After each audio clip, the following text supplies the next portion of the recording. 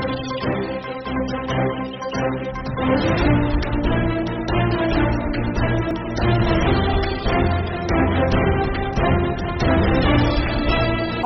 को आपने नई पहचान दिलाई, मरु प्रदेश की दुनिया में शान बढ़ाई। नेता हो तो गहलोत जैसा, जिन्होंने बंजर भूमि पे विकास की फसल लहराई, अशोक गहलोत। अब अगले वक्ता के तौर पर मैं आमंत्रित करना चाहूंगा आदरणीय मुख्यमंत्री जी अशोक गहलोत साहब को पधारे और ईआरसी को लेकर हमारा मार्गदर्शन करें। आदरणीय गहलोत साहब।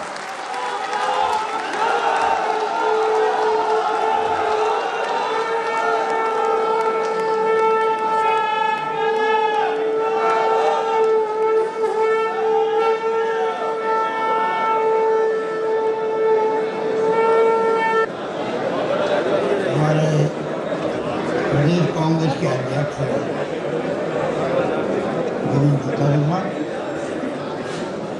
जल संसाधन मंत्री महेंद्र मालवीय जी, पीएचडी मंत्री महेश जोशी जी,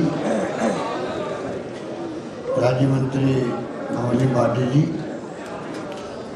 प्रताप सिंह खचरा जी, राजेंद्र यादव जी, गोविंद मेघवाल जी, जुबेर खां जी, डॉक्टर चंद्रमान जी, यहाँ पे तमाम हमारे मंत्रीगण, विधायकगण, तमाम मेरे कांग्रेस परिवार के जितने भी सदस्य बैठे हुए हैं, भाई और बहनों, नौजवान साथियों, मेरे पूर्व वक्ताओं ने बहुत सारी बातों को कही और ये बैठक कुछ लिख छेट के है, इसलिए ईआरसीपी को कन्फाइन रखते हुए अधिकांश बात हो रही है। हम लोग रोज बात करते हैं, मीटिंगें करते हैं, जितनी भी हमारी योजना है उसके बारे में चर्चा करते हैं, राजनीति देश की प्रदेश की बात करते हैं। विशेष मकसद से आपको तकलीफ दी गई प्रदेश कांग्रेस द्वारा और मुझे खुशी है कि जो उम्मीद थी उससे अधिक लोग आप पधारे हो। ये इस बात का प्रतीक है, ऐसा भरा हुआ हॉल बहुत कम देखने को मिलता है।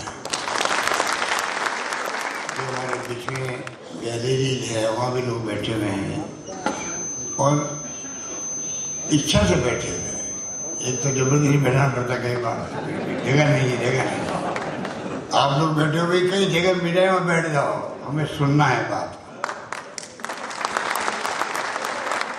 मैं भी अपनी बात आपको बहुत ही संक्षिप्त में टू द पॉइंट में जो नोट मैंने पढ़ा, अभी मुख्यमंत्री निवास पर बैठक हुई थी आपके एमएलएज की, वहाँ के प्रधानों की, उसमें मैंने जो पढ़ा था वो मैं वापस पढ़ूंगा सिर्फ, खुद और 2-4 टिप्पणी लगा दूंगा।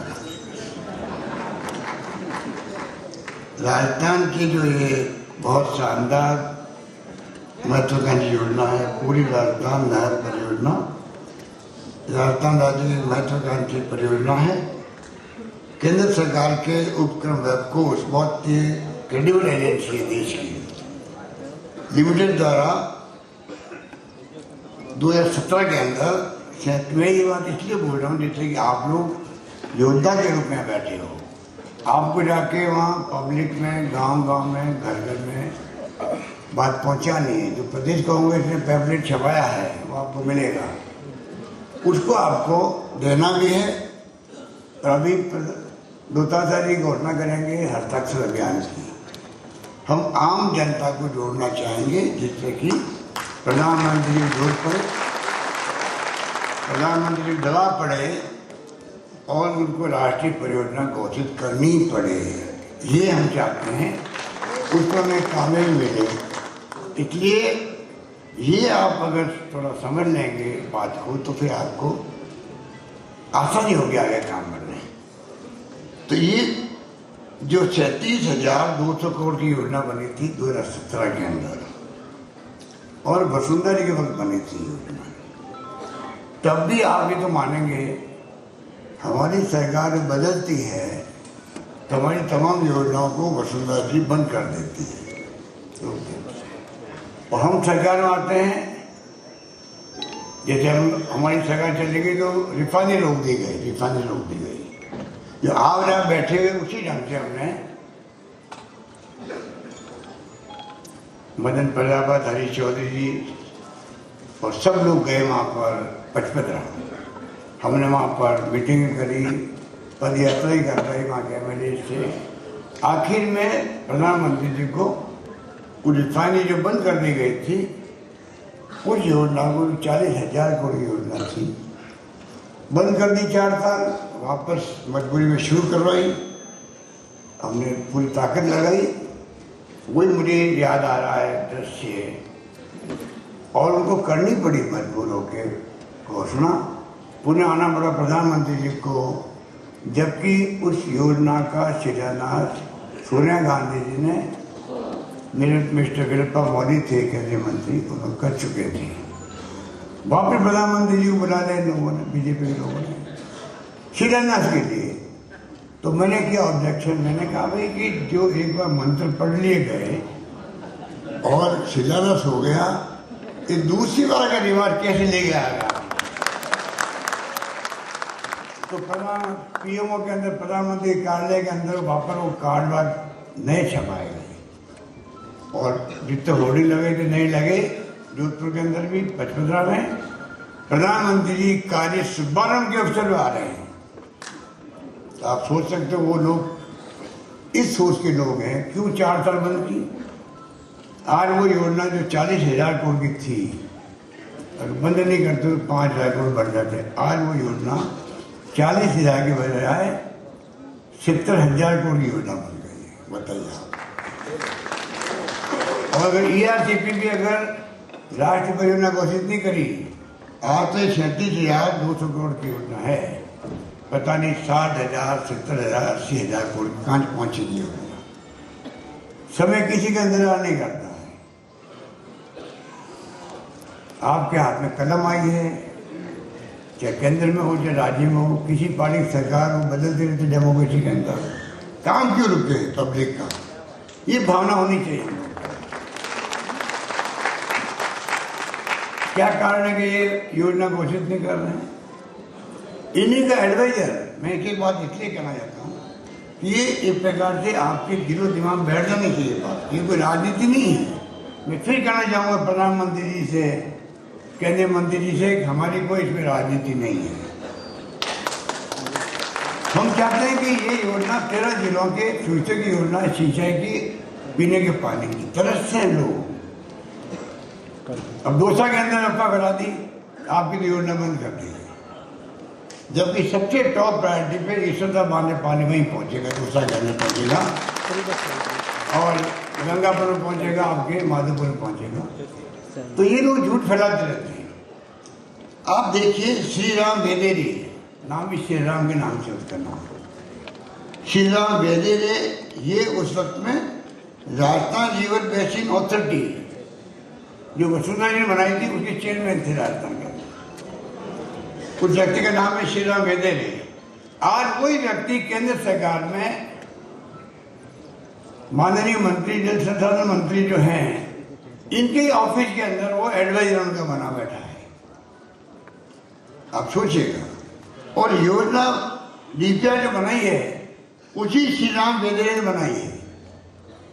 राजस्थान की DPR की परियोजना उन्होंने बनाई है, और आज वो सलाहकार है केंद्र के अंदर। या तो उस वक्त वो झूठे थे, या वो कुछ एडवाइस नहीं दे रहे वहां पर, या उनकी एडवाइस सुनने नहीं आ रही राजनीतिक तौर से। ये सोचने की बात है। वही व्यक्ति जो यहाँ योजना बनाई ERCP की, वो आज वहाँ सलाहकार है मंत्रालय के अंदर।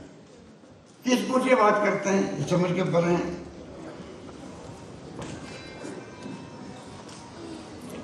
राजस्थान मध्य प्रदेश का एक बोर्ड बना हुआ है, वहाँ मुख्यमंत्री दोनों बैठते हैं और पूरी मीटिंग होती है।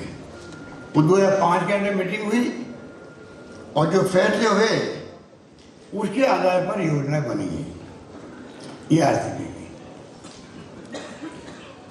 उसमें जो एग्रीमेंट हुआ दोनों राज्यों के बीच में, सिर्फ 10% पानी दूसरे राज्य का लेने वाली योजना होगी, उसमें एतराज नहीं होगा।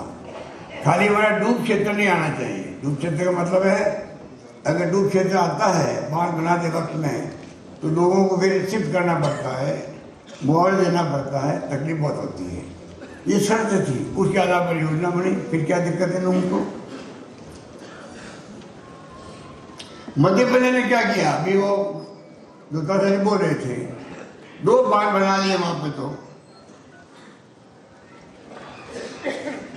विगत वर्षों में मध्य प्रदेश द्वारा पार्वती नदी की सहायक नदी नेवज पर मोनपुरा बांध, काली सिंध नदी पर कुंडालिया बांध निर्मित कर लिए गए, जिनसे मध्य प्रदेश में लगभग 2,65,000 हेक्टेयर क्षेत्र सिंचाई क्षेत्र विकसित हो गया। वहां पर वही काम हम कर रहे हैं।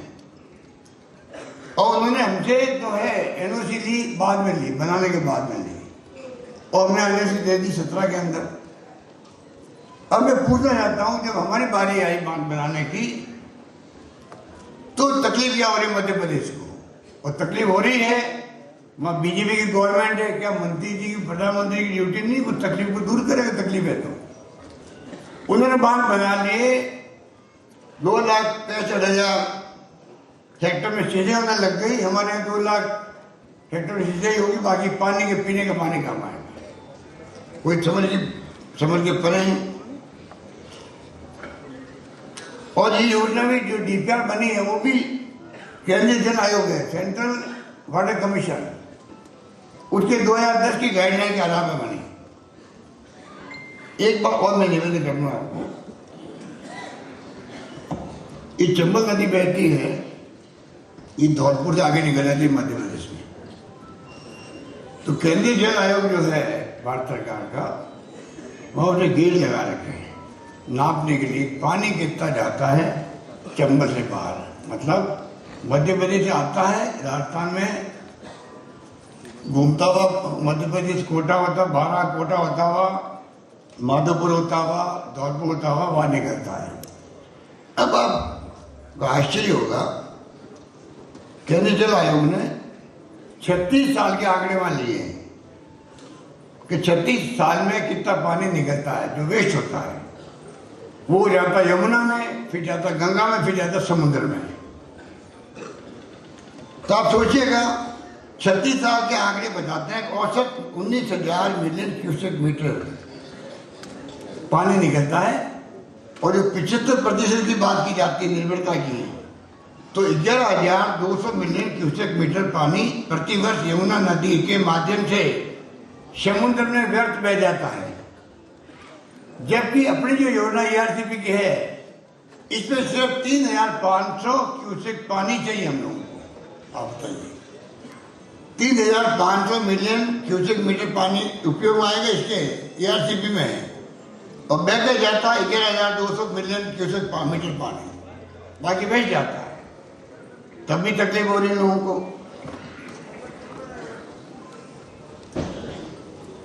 अब प्रधानमंत्री जी ने क्या कहा है, मैं आपको पढ़ के सुनाता हूं 2 बार।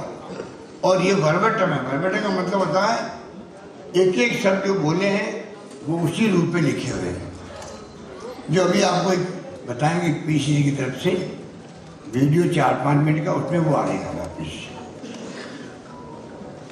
अब उस वक्त में जयपुर मीटिंग हुई 7 जुलाई 18 को। तो प्रधानमंत्री महोदय नरेंद्र मोदी जी बोलते हैं, हालांकि उस वक्त में सबको मालूम है कि वसुंधरा जी थी चीफ मिनिस्टर।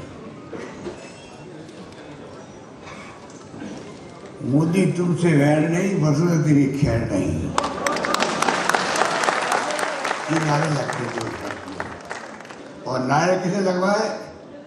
बीजेपी के एक धड़े ने लगवाए नारे। आप झगड़े तो उस सकते, ये आज लोग जान हो रहे ना आपस के अंदर, ये लोग उसमें भी लोग जाने हो रहे थे ये लोग। फिर भी प्रधानमंत्री बोलते हैं, आपकी लोकप्रिय मुख्यमंत्री जी ने मुझे बताया कि राजस्थान सरकार और बीजेपी के विधायकों द्वारा एक मांग केंद्र सरकार के सामने रखी गई है। पार्वती काली सिंध चंबल परियोजना को राष्ट्रीय प्रोजेक्ट के तौर पर घोषित करें। ठीक है, बोले प्रधानमंत्री बोले राष्ट्रीय परियोजना के तौर पर घोषित करें। आप समझ गए? ठीक है। आपकी लोकप्रिय मुख्यमंत्री जी ने मुझे बताया कि राजस्थान सरकार और बीजेपी के विधायकों द्वारा एक मांग केंद्र सरकार के सामने रखी गई है पार्वती काली सिंध चंबल परियोजना को राष्ट्रीय प्रोजेक्ट के तौर पर घोषित करें। मुझे जानकारी दी गई है, इसकी विस्तृत प्रोजेक्ट रिपोर्ट जल संसाधन मंत्रालय को भेजी गई है और परियोजना की तकनीकी जानकारी का काम चल रहा है। ठीक है, इस परियोजना से राजस्थान की 2 लाख हेक्टेयर से ज्यादा जमीन को सिंचाई की सुविधा मिलेगी। इस परियोजना से जयपुर, अलवर, भरतपुर, माधोपुर, कोटा, बूंदी ऐसे 13 जिलों में रहने वाली राजस्थान की 40% आबादी को पीने का पानी उपलब्ध होगा। मैं आपको ये आश्वासन देना चाहूँगा, देखिए मैं आपको ये आश्वासन देना चाहूँगा कि केंद्र सरकार इस मांग के प्रति सकारात्मक रूप रखेगी। अब बताइए क्या बदलता है? राजनीति में मंत्री, प्रधानमंत्री, मुख्यमंत्री ही बोलते हैं कि पॉजिटिव रुख रखेंगे हम लोग, वो पॉजिटिव रुख कहाँ चला गया? फिर अजमेर की मीटिंग होती है 6 अक्टूबर 18 को, 2-2.5 महीने बाद। चुनाव में 2 महीने बाकी रहते हैं, तो प्रधानमंत्री से बोलते हैं राजस्थान में अभी वो जो जिसके लिए वो कहा गया, मंत्री जी कहा गए, वो जिसके लिए मैंने कुछ कह दिया था वो नाराज हो गए।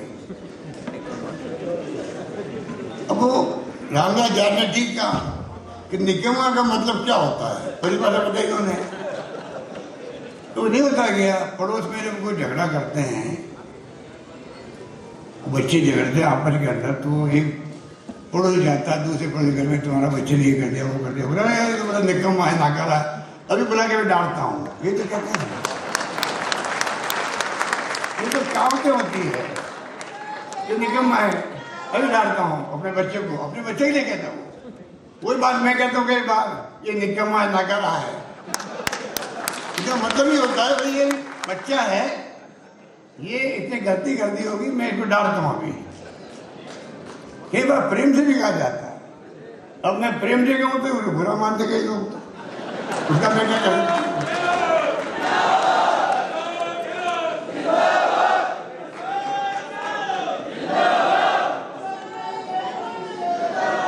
अब आप बताइए,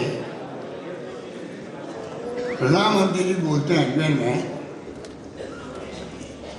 राजस्थान में इंदिरा गांधी नहर परियोजना के बाद कोई भी बड़ी सिंचाई परियोजना की नींव नहीं रखी गई है। ठीक है, मुझे पता है राजस्थान में, पूरी राजस्थान नहर परियोजना की मांग काफी समय से उठ रही है। प्रधानमंत्री जी बोल रहे हैं अजमेर में।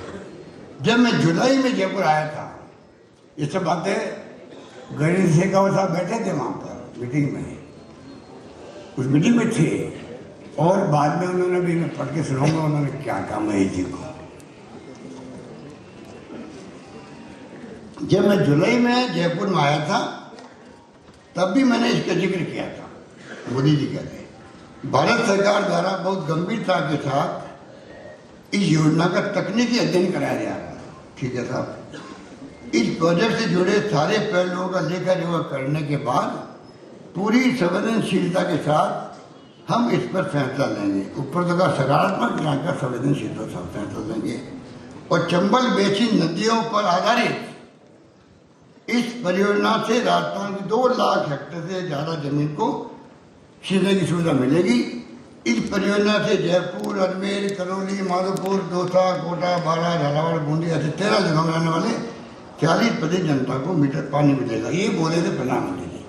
मैंने जो उन्हें निकम्मा कह दिया, वो इसलिए कहा कि ये पूरी बात बोले हैं वो, और हमारे मंत्री वहां बैठे हुए थे, और महेश जी ने ये बात छेड़ दी। हमारे पीएचडी मंत्री जी ने, मौका अच्छा है, उनके मंत्री जी की 5 राज्यों की मीटिंग हो रही थी, तो मौका अच्छा भाई, तो मैं ये मांग लूँ कि राष्ट्रीय परियोजना घोषित करूँ।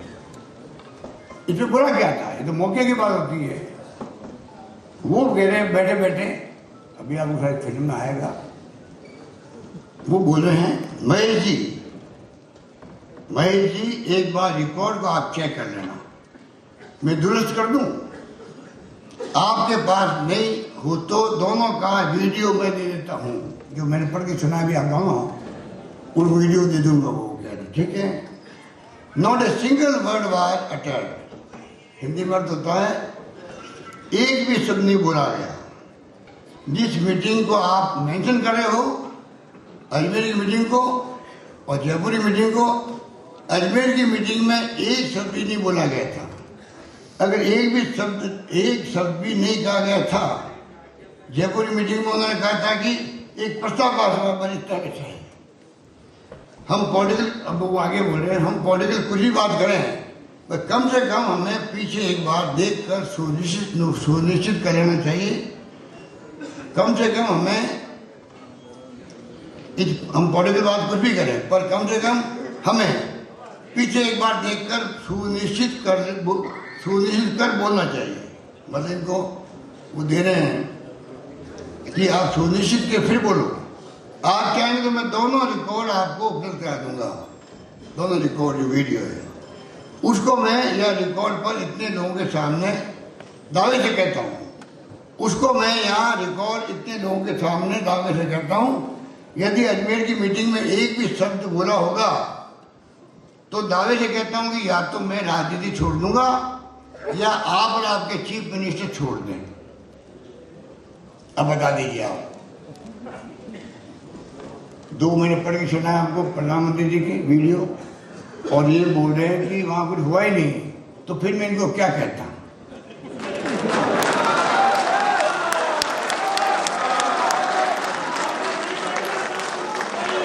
मैंने ये कहा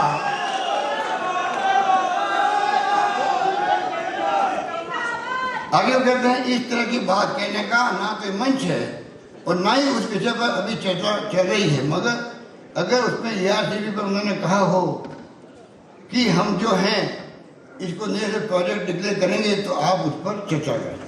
कहने का मतलब मैंने उस दिन हमारे घर जो मीटिंग हुई थी CMR के अंदर, आपके विधायकगण आपके प्रधान सब बैठे थे, तो मैंने कहा अगर प्रधानमंत्री जी की मीटिंग में भी कोई मंत्री ऑप्शन देता है माइंड, जैसे मैं मेरी मीटिंग करूं और मेरा कोई मंत्री जो है वहां अपसेंट माइंडेड बैठा हुआ है, अब बताइए मेरा मंत्री, मैं बोल रहा हूँ कोई इंपॉर्टेंट बात बोल रहा हूँ, इससे इंपॉर्टेंट बात को हो नहीं सकती थी चुनाव मीटिंग की। जब 13 राज्यों 13 जिलों के भविष्य का सवाल था, प्रधानमंत्री जयपुर बोल रहे हैं, अजमेर बोल रहे हैं, उससे बड़ा विषय वहां क्या था? और उनका मंत्री बैठा वहां पर है, वो कहता है एक शब्द नहीं बोले प्रधानमंत्री जी, इसका मतलब आप अपसेंट माइंडेड थे। तो मैं उनको उसमें मैं क्या कहता इनके बारे में, ठीक है ना? और मैंने गलत क्या कहा कि भी रामलाल जी ने बहुत सुधार किया कि निकम्मे का मतलब होता काम नहीं करने वाला। ये कौन मेरा कल्चर है। कहने का मतलब ये है कि अब जो स्थिति है कि ये पत्र लिख दिए कर दिए, वो परवाह नहीं कर रहे। अब मैंने जो आपसे मैं रिक्वेस्ट करना चाहता हूँ, निवेदन करना चाहता हूँ कि उसके बावजूद भी जैसे रिफानी को उनको करना पड़ा, अगर हम तक की ताकत होगी तरह जिलों लोगों की, लोग जुड़ जाएंगे हमसे, एक बात कह जाएगी कि भाई ARCP हमारे लिए, हमारे आने वाले पीढ़ियों के लिए बहुत जरूरी है। पीने का पानी सीधे की सुविधा मिलेगी और पानी बेच जा रहा है समुद्र के अंदर। तो मुझे पूरा विश्वास है प्रधानमंत्री जी को अपना वादा याद आएगा। राजनीति में लोकतंत्र में ही होता है, जब माई बाप जो वहाँ बैठे हैं, पब्लिक बैठी है, माई बाप होती है, वो जब चुनाव बनाती है तब हम पॉलिटिशियन को, नेताओं को अक्ल आती है। अक्ल आती मतलब कि गंभीरता से हम लेते हैं उस बात को, तब हमारे अधिकारी जो है उनको भी अक्ल आएगी कि प्रधानमंत्री को वादा याद दिलाओ। और प्रधानमंत्री को वादा याद आएगा क्योंकि 2 बार वो बोले हैं, ये मंत्री जी राजस्थान के हैं, क्या हमारा हक इनको कोई तय नहीं है? राजस्थान जनता ने 25 MP जिता के भेजा है BJP के, क्या हमारे राजस्थान की जनता का हक नहीं है हम इनके ऊपर कहीं भी आप दबाव बनाओ प्रधानमंत्री पर? और आप उस मंत्रालय के मंत्री हो, क्या आप एक काम उनसे नहीं करवा सकते? देश में 16 योजनाएं चल रही, राष्ट्रीय परियोजना देश में 16 परियोजनाएं हैं। अभी यूपी चुनाव के पहले कैन बेतवा योजना मध्य प्रदेश यूपी थी, उसको शुरू करिए।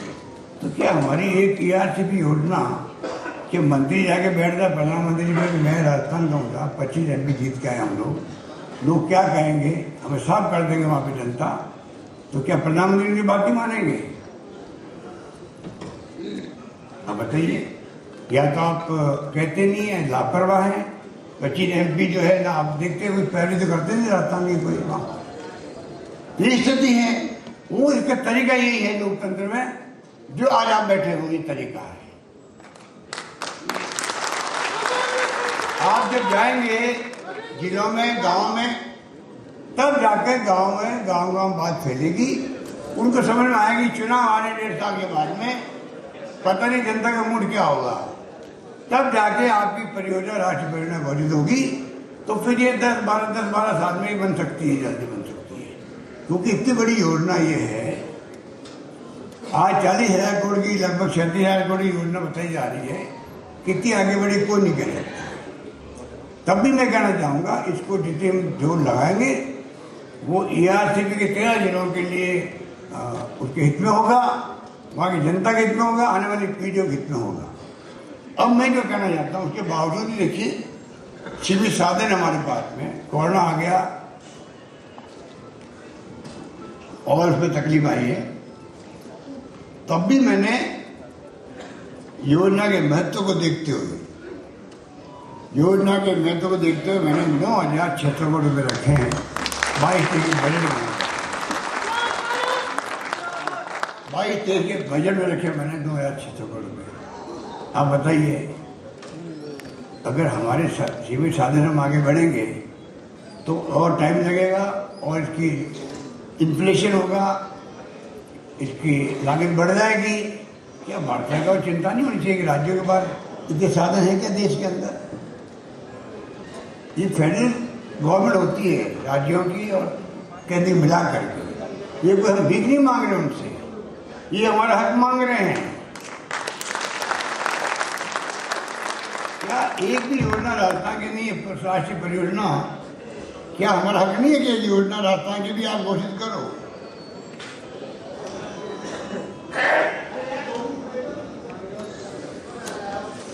अभी बड़े आश्चर्य हो रहा है और हिम्मत देखिए आप इनकी, अभी इन्होंने पत्र लिख दिया सरकार, राजस्थान सरकार को, चीफ सेक्रेटरी को, आप योजना को बंद कर दो।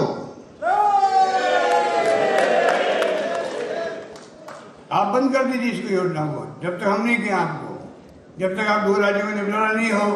अरे पानी हम अपना ले रहे हैं, अभी तक तो पानी हमारा है, कैचमेंट एरिया हमारा है, डूबा क्षेत्र आ ही नहीं रहा है दूसरे राज्य का, हम अपने साधन लगा रहे हैं। 9,600 करोड़ रुपये राज्य सरकार देने के लिए तैयार है, और फिर भी आपको बंद, आप होते को न करने वाले बंद कर दो। मैं प्रधानमंत्री नरेंद्र मोदी जी पूछना चाहता हूं, आपकी सरकार का मंत्रालय ने लिख के भेज क्यों दिया हम लोगों को? तो आप बंद कर दीजिए।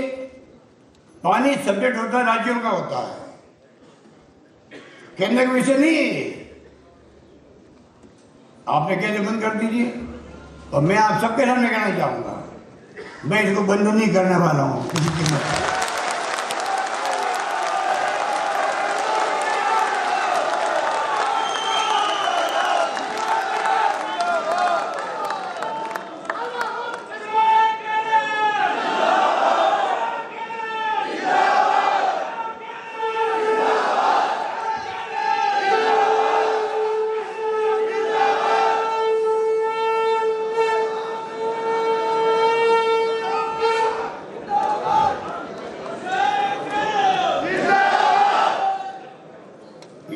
खतरनाक लोग हैं कि इसमें वो कमी निकाल करके ईडी भेज देंगे, सीबीआई भेज देंगे, इनकम टैक्स भेज देंगे, कुछ भी कर सकते हैं लोग। डराओ धमकाओ, बस कुछ भी करो सरकार को। चुनाव आ रहे हैं, मुख्यमंत्री को दबाव बनाओ, उनको दबाव बनाओ। अरे हम डरने वाले नहीं हैं, तुम कुछ भी कर लो, काम आगे बढ़ेगा। ये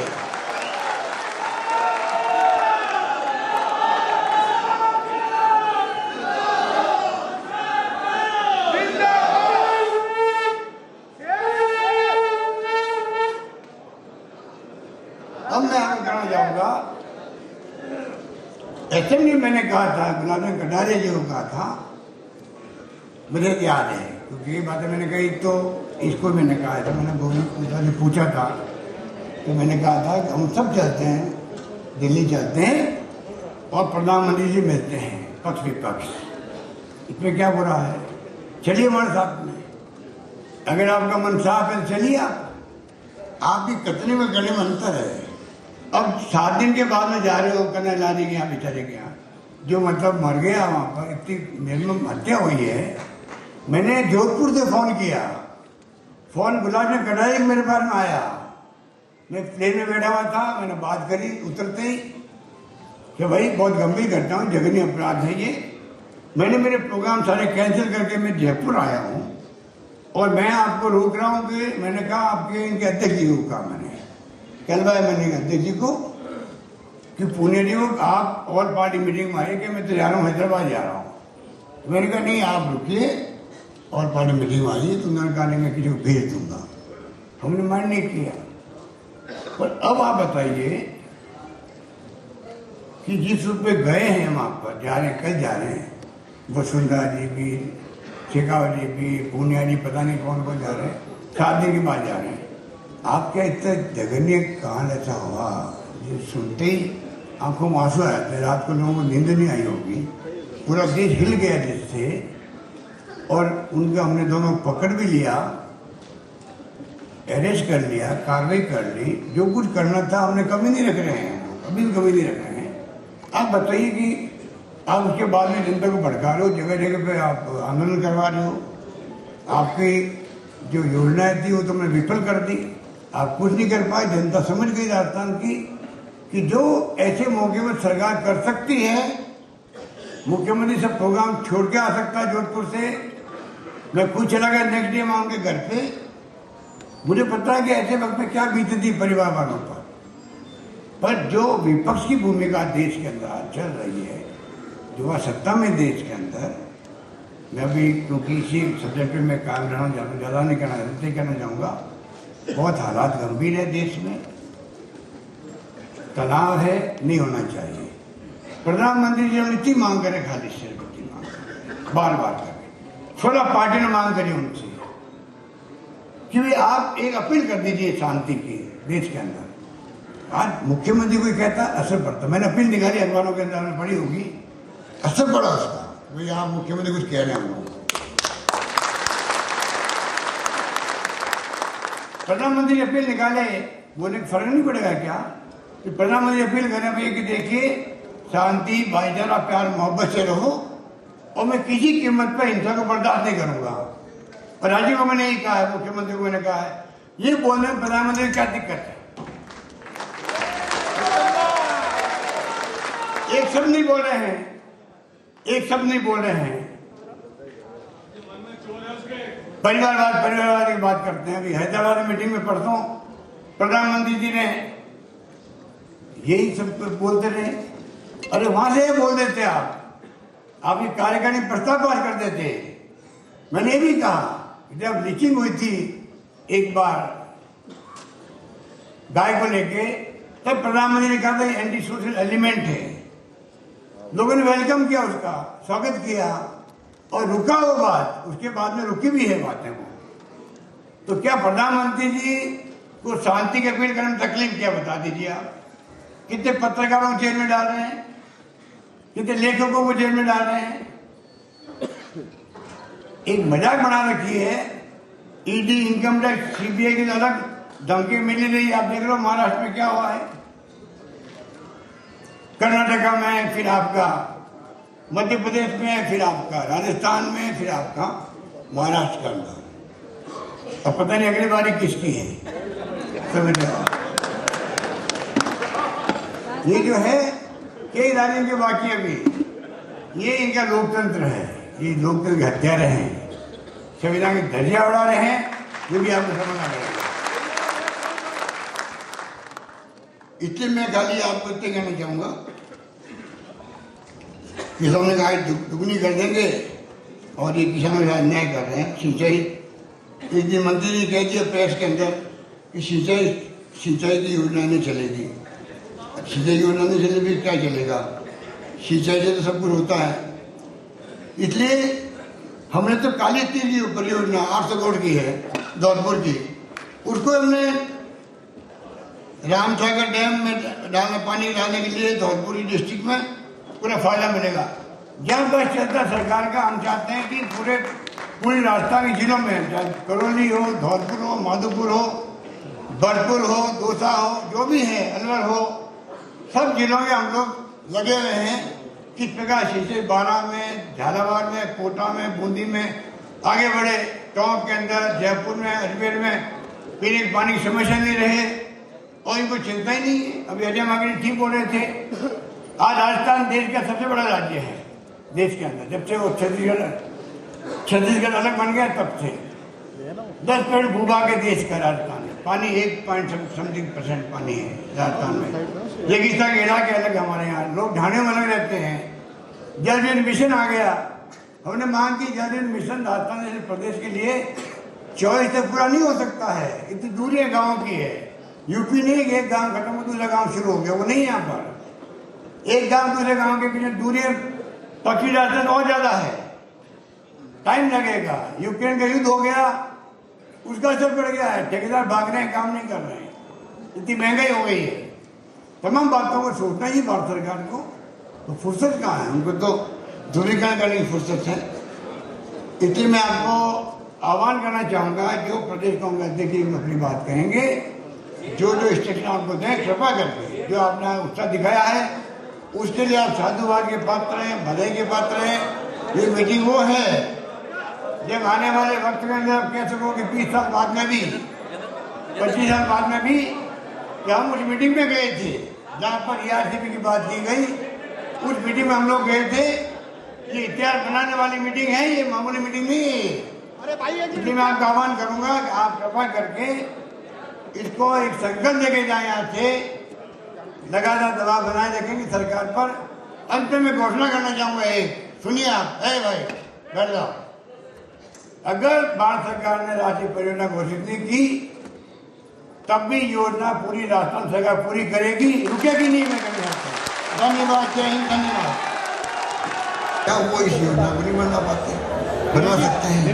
अगर वो नहीं बना पाते तो उनका नैतिक अधिकार क्या है बात करने का। माइक मार खा सर, पोडियम पे नहीं, स्पीकर पे। प्रधानमंत्री ने राष्ट्रीय परियोजना का वादा यहाँ करके दिए थे, उसको आज तक नहीं निभाया।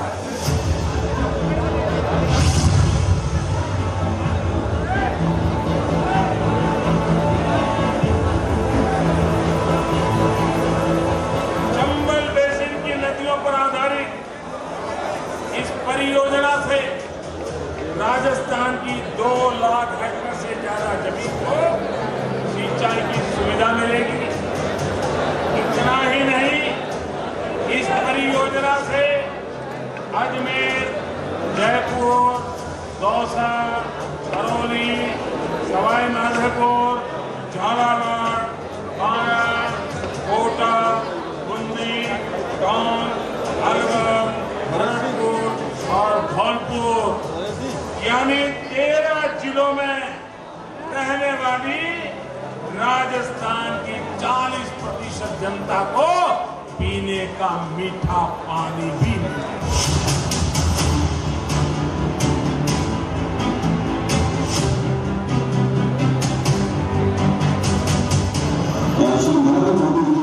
राजस्थान में 2 बार अपने दौरे के समय इस परियोजना को राष्ट्रीय परियोजना घोषित किए जाने का वादा भी किया था।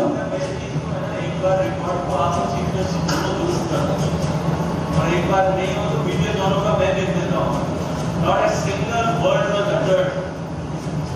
जिस मीटिंग को आप मेंशन करते हो, अजमेर की मीटिंग को और जयपुर की मीटिंग को, अजमेर की मीटिंग में एक शब्द भी नहीं लिखा गया और एक शब्द भी नहीं कहा गया था। और उसको रिकॉर्ड में मैं आज इतने लोगों के सामने दावे से कहता हूँ, यदि अजमेर की मीटिंग में एक भी शब्द बोला तो या तो मैं राजनीति छोड़ दूंगा या आप और आपके चीफ मिनिस्टर छोड़ दूंगा। पूर्वी राजस्थान नहर परियोजना की मांग काफी समय से उठ रही थी और जब मैं जुलाई में जयपुर आया था तब भी मैंने इसका जिक्र किया था। पार्वती चंबल लिंक परियोजना को राष्ट्रीय प्रोजेक्ट के तौर पर घोषित करें। मुझे जानकारी दी गई है कि इसकी विस्तृत प्रोजेक्ट रिपोर्ट जल संसाधन मंत्रालय को भेजी गई है और परियोजना की तकनीकी जांच का काम चल रहा है। इस परियोजना से राजस्थान की 2 लाख हेक्टेयर से ज्यादा जमीन को सिंचाई की सुविधा मिलेगी। भाइयों और बहनों, मैं आपको यह आश्वासन देना चाहूंगा कि केंद्र सरकार इस मांग के प्रति सकारात्मक रुख रखेगी।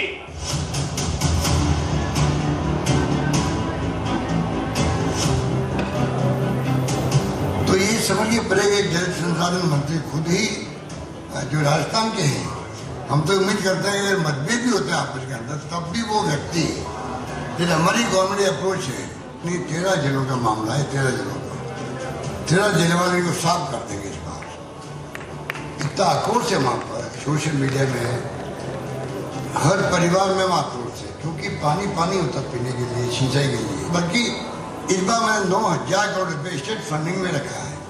अगर केंद्र नहीं दे रही पहले एक पैसा भी हम लोग रख रहे हैं, 9,000 करोड़ मैंने दिया अभी राजस्थान के हित में। और राजस्थान के प्रतिनिधि हो, मंत्रियों केंद्र में इतना इम्पोर्टेंट विभाग आपस में क्या एक योजना को प्रधानमंत्री जी को कन्विंस करके आप क्या उसको राष्ट्रीय परियोजना जो एक भी नहीं है आज तक इतिहास के अंदर राजस्थान की एक भी परियोजना राष्ट्रीय परियोजना नहीं बन पाई है।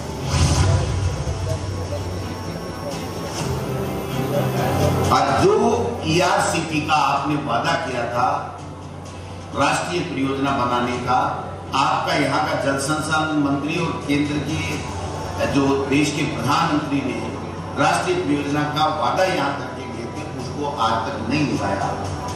और आज उन्हीं 13 जिलों के और पूरे प्रदेश के लोगों के जहां पानी नहीं मिल रहा है उनके गांवों के ऊपर नमक छिड़कने के लिए 5 सितारा होटल में हिमालय ब्रांड का अपना जल की बोतलें महंगे वाली पी करके और राजस्थान के लोगों को चिढ़ा रहे हैं।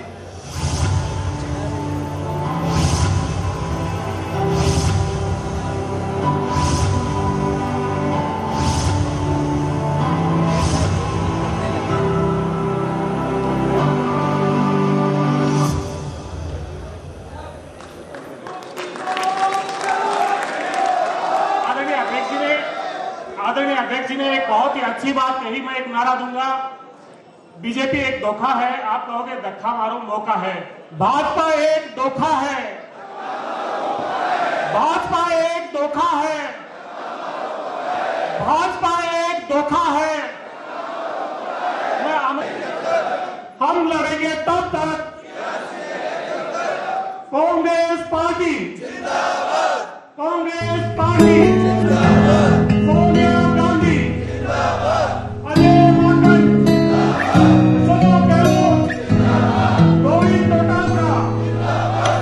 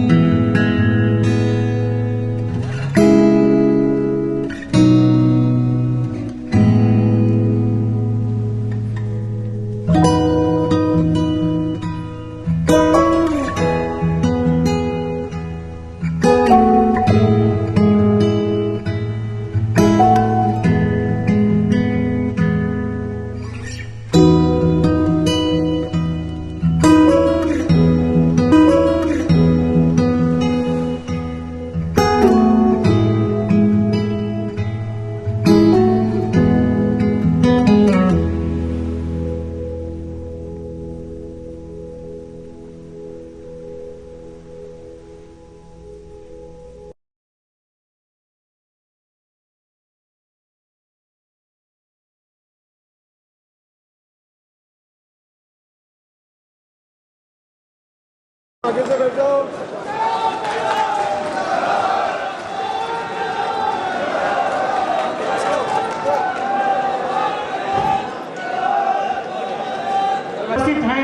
अखिल भारतीय कांग्रेस कमेटी के महासचिव और राजस्थान के प्रभारी श्री माकन साहब, उनसे विनम्र निवेदन है कि वो आए और अपना स्थान ग्रहण करें।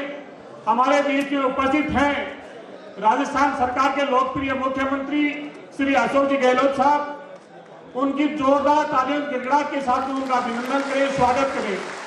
हमारे बीच में उपस्थित हैं राजस्थान प्रदेश कांग्रेस कमेटी के अध्यक्ष श्री गोविंद डोटासरा जी, वो अपना स्थान ग्रहण करें और तालियों की जोरदार गिड़गिड़ाहट के साथ में उनका अभिनंदन करें, स्वागत करें।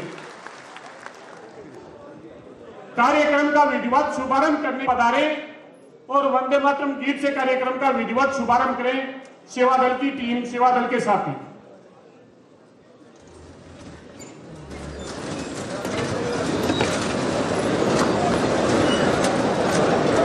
सभी कांग्रेसियों से निवेदन, सूत की माला पहनाकर राजस्थानी परंपरा के अनुसार उनका अभिनंदन करें, स्वागत करें।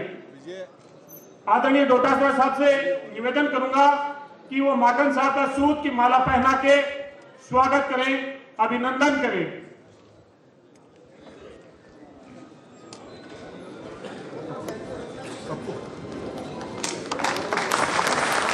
स्वागत की अगली कड़ी में अध्यक्ष जी से निवेदन करूंगा कि माननीय मुख्यमंत्री जी का सूत की माला पहना के उनका स्वागत करें, अभिनंदन करें। स्वागत के लिए मैं आमंत्रित करना चाहूंगा राजस्थान सरकार के स्वास्थ्य मंत्री प्रसादी लाल जी मीणा, वो आए और प्रदेश अध्यक्ष गोविंद डोटासरा जी का माल्यार्पण कर स्वागत करें। स्वागत के लिए मैं आमंत्रित करना चाहूंगा ललित तुंगवाल जी, हमारे जो संगठन के सचिव हैं, वो आए और महेंद्र जी मालवीय साहब का माला पहना के स्वागत करें।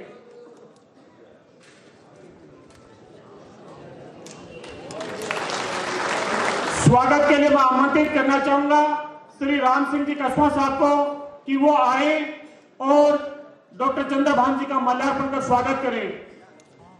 स्वागत के लिए मैं आमंत्रित करना चाहूंगा राजस्थान प्रदेश कांग्रेस कमेटी के कोषाध्यक्ष सीताराम जी अग्रवाल साहब, वो आए और भंवर सिंह जी बाठी का माल्यार्पण कर स्वागत करें। स्वागत के लिए मैं आमंत्रित करना चाहूंगा राम सिंह कसवा साहब को कि वो आए और जयपुर शहर के निवर्तमान जिलाध्यक्ष श्री प्रताप सिंह खाजरेवाल साहब को माला पहना कर स्वागत करें, अभिनंदन करें। मैं ललित तुंगवाल जी से निवेदन करूंगा कि वो जयपुर देहात के जिलाध्यक्ष श्री राजेंद्र यादव जी का माल्यार्पण कर स्वागत करें, अभिनंदन करें। स्वागत के लिए मैं आमंत्रित करना चाहूंगा सीताराम जी अग्रवाल साहब को कि वो आए और पीएचडी मंत्री महेश जोशी साहब का माल्यार्पण कर स्वागत करें, अभिनंदन करें। स्वागत के लिए मैं आमंत्रित करना चाहूंगा ललित तुंगवाल साहब को कि वो आए और प्रदेश कांग्रेस कमेटी के उपाध्यक्ष जयपुर के प्रभारी श्री गोविंद राम जी मेघवाल साहब का माल्यार्पण कर स्वागत करें, अभिनंदन करें।